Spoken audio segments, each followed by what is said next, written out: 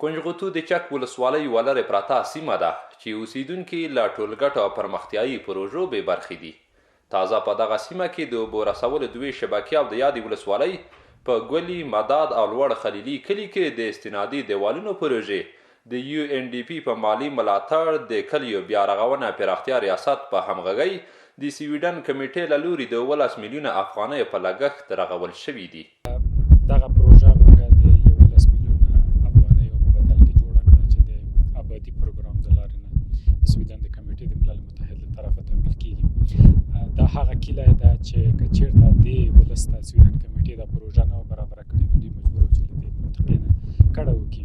همدارنګه نن ورځ درې پروژې چې د چک ولسوالۍ په درې مختلفو کلیو کې موقعیت لري هم نن انکشاف دهات ریاست ته سپارو رسما چې هغه عبارت د ګلي، مداد او لوړ خلیل له کلیو څخه دي.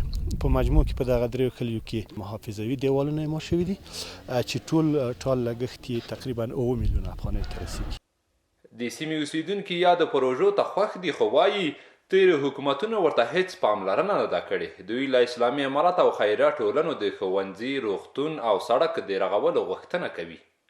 په مشکلات کې و چې حتی موږ د خوراک اوبه تقریبا نه لرلې چې بیا هم پیدا کړې وای. په دومره خواره تکلیفو چټلې اوبه چې اندازه نه وه.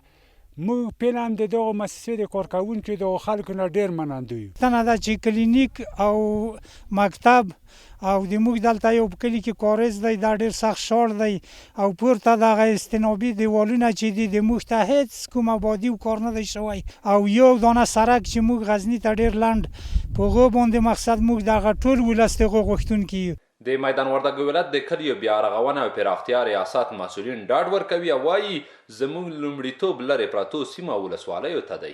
د آینده په خاطر باندې موږ خپلو دغو ولسونو ته چې هغه لرې پرتې ساحې دي د خدماتو نه بې برخې دي دې ته هم ډېره توجه کړې ده.